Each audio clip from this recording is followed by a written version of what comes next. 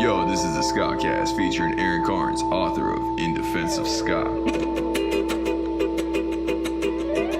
Today we're taking a deep dive this go around with Aaron, talking in depth about his upcoming book set for release in 2021. You can pre-order the book now at clashbooks.com. Shout out to Clash Books for publishing In Defense of Ska. Also, head over to aaron-carnes.com and sign up for his newsletter to get all the latest info of what Aaron is working on, as well as the anticipated release of In Defense of Ska. And by the way, shout out to Adam Davis from Omnigon for the connect.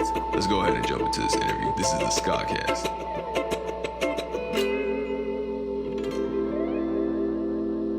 Carnes, though, you know, the one and only author of In Defense and Ska. Man, how are you? Good. Before we hop into the book, maybe we can get a brief history of you, know, how you came up, what your relationship is to ska music. Sure.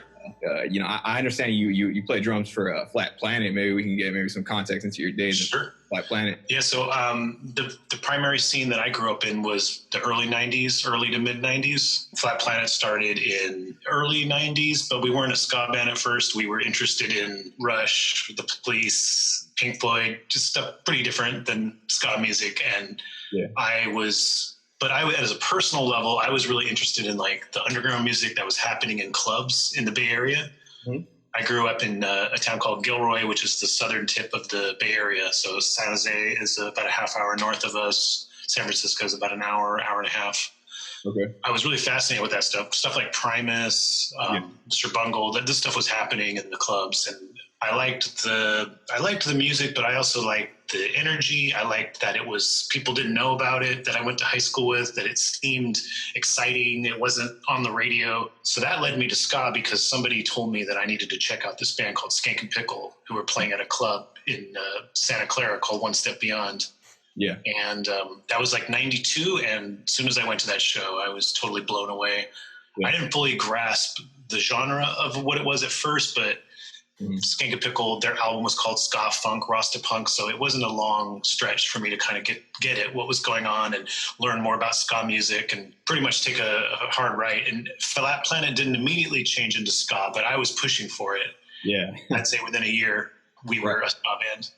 Okay, see, that's interesting because I looked up Flat Planet on Apple Music, and I found it was Mr. Goodbuddy, and then I found A Walk Through the Park, 1989, and I wanted to ask you if that was the same Flat Planet, because I listened to Mr. Goodbuddy, and I was like, okay, so this is the Flat Planet that Aaron's playing for. Yeah.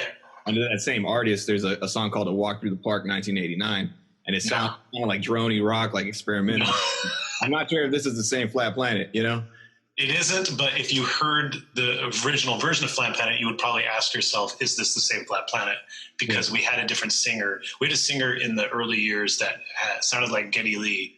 Okay. And then he left the band, and then our saxophonist, Alex Rosario, he took over as lead singer and still played sax, and that was the ska version of Flat Planet. So that was another reason the change. It wasn't an immediate change, too, because our singer... Yeah. He wasn't as much into it. He didn't really fit with it. And he kind of caught wind, he left partly because of that. And as friends, and he realized that Alex was the rightful singer to this new ska version that we were pushing towards. And yeah, it pretty much went that way right away as soon as Eric left and Alex took over. Got you. Yeah. I was going to ask you, you mentioned bands like Primus and Pink Floyd. A lot of the prog rock stuff, did you ever get into like Mars Volta, Fall of Troy, like any of those bands? Or they're okay. They're not stuff I'm super into, but I respect them musically. Yeah. Probably Mars Volta is one of the better of the bands for sure.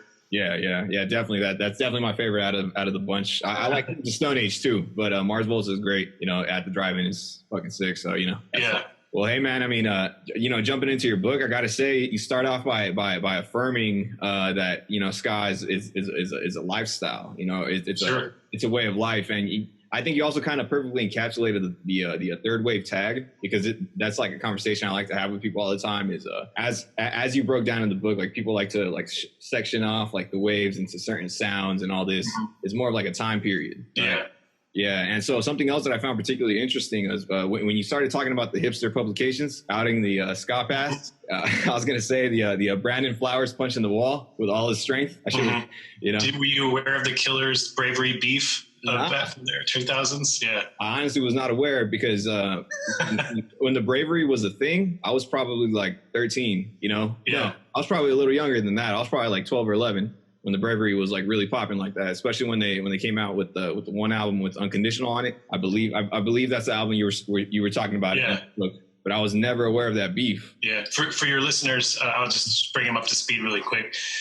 In the mid 2000s, ska was super uncool. Like it was if you were, that was just the best way to make fun of somebody was to say they were in a ska band or used to be in a ska band. So the Killers and the Bravery were getting popular around that time. And so was that sort of cool, like post-punk, like retro 80s sort of thing. And it was so hip, and like the bands wore makeup and they were so pretentious. I mean, whether or not you like the music, that's, a different story, but they were very, very pretentious.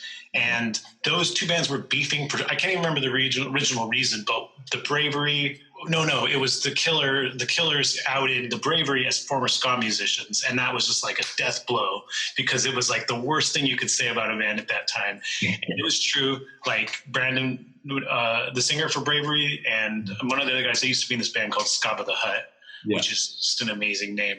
And then and it came out that the Killers drummer used to be in a ska band. And then like the music publications, they ran with the story and they started outing other people who were in like cool, hip, mid 2000s band.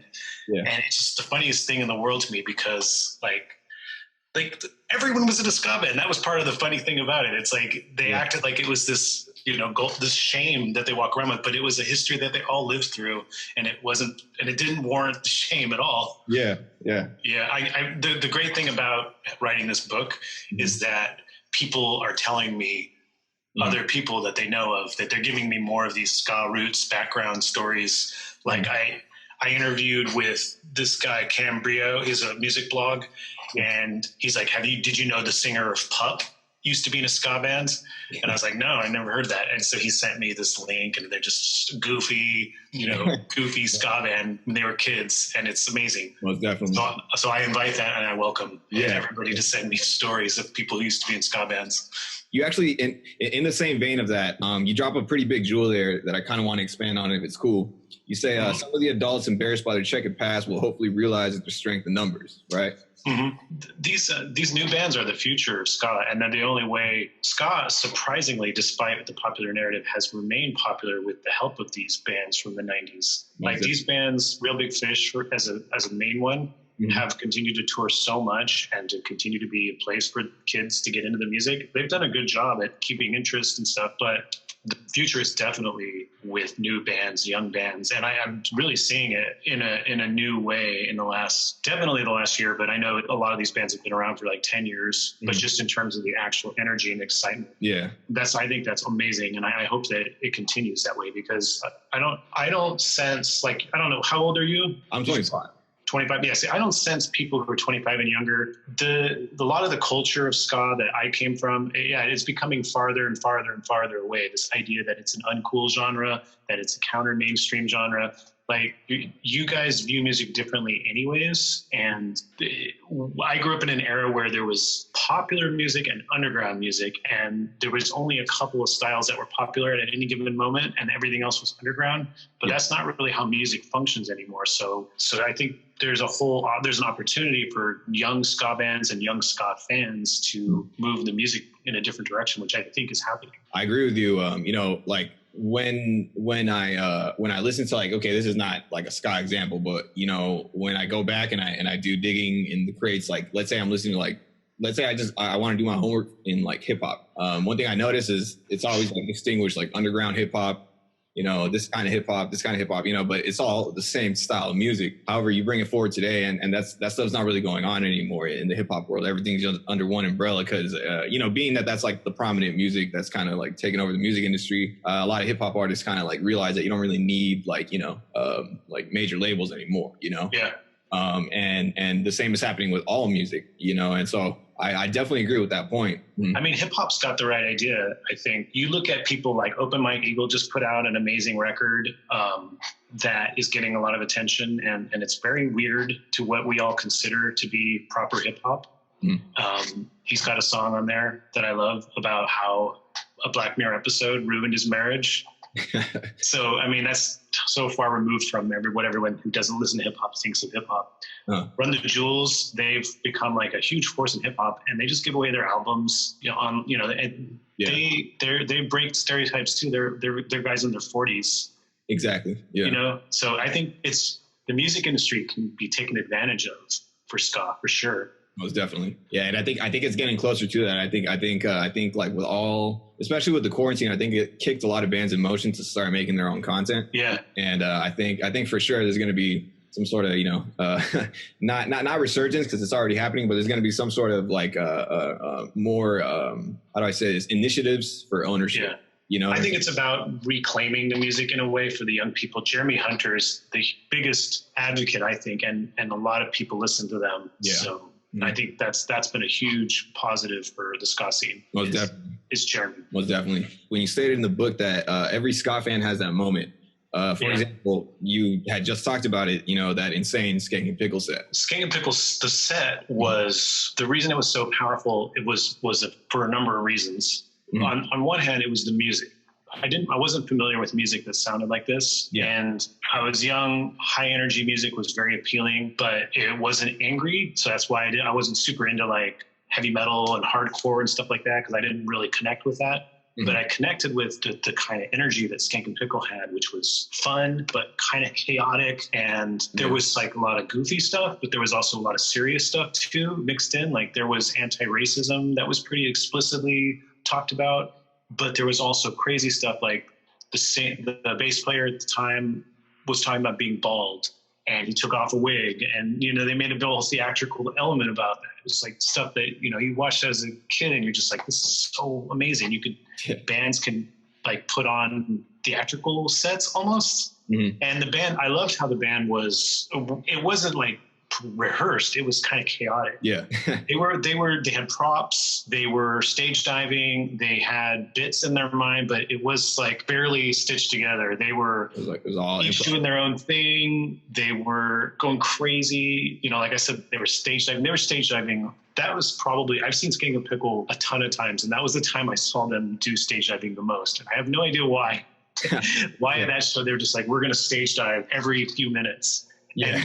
And I don't think I'd even seen that much stage diving at that point as a kid. I was just, whoa, look, they're just jumping in the audience and people are catching them. Yeah. And then audience is doing the same thing. Audience is jumping on stage and catching them. So, that whole thing. And I really loved the mix of the audience, how the audience was sort of like everybody and very welcoming. I'd been to some shows like Primus. I would say Primus was not elitist, but they did attract kind of a scary group of guys too. There was always like a handful of their audiences were kind of scary, and I didn't feel that vibe at Skank Pickle, even though there was big metal dudes and crazy people. They were just like there to have fun and there to be like part of a community. And that community involved everybody, including me. Yeah. And I want to add too about the Skank and Pickle show is that I bought their first album. At that point, they'd only had their one album out, Ska Funk, Rasta Punk. Mm-hmm. I bought it and the music was really good. I think that's another aspect of ska is it's musical. It's got great melodies. I like some punk rock, but I didn't like loud music that lacked melody at the time. And there was good, catchy melodies. It was upbeat. So I think that was an aspect. It was danceable too. Like it was fast, but danceable like that. I don't know that I was aware of that category. There was metal and stuff like that. And there was like actual dance music that kids listened to, but something that was both fast, fun, and danceable. And you didn't need to know how to dance. Mm-hmm. But yeah, like you said, like you can go in and dance and you're not going to get hurt most likely at a ska show. And you can dance even if you can't dance. Most definitely. And if you trip and fall, everyone's going to stop and pick you up, so. Yeah, for sure. Yeah.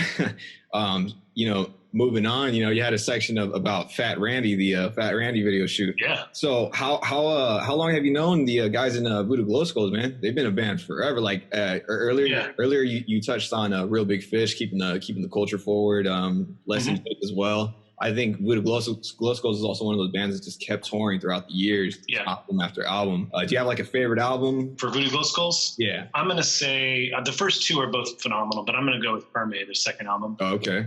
Yeah. How long have you? It's a close call between the two for me.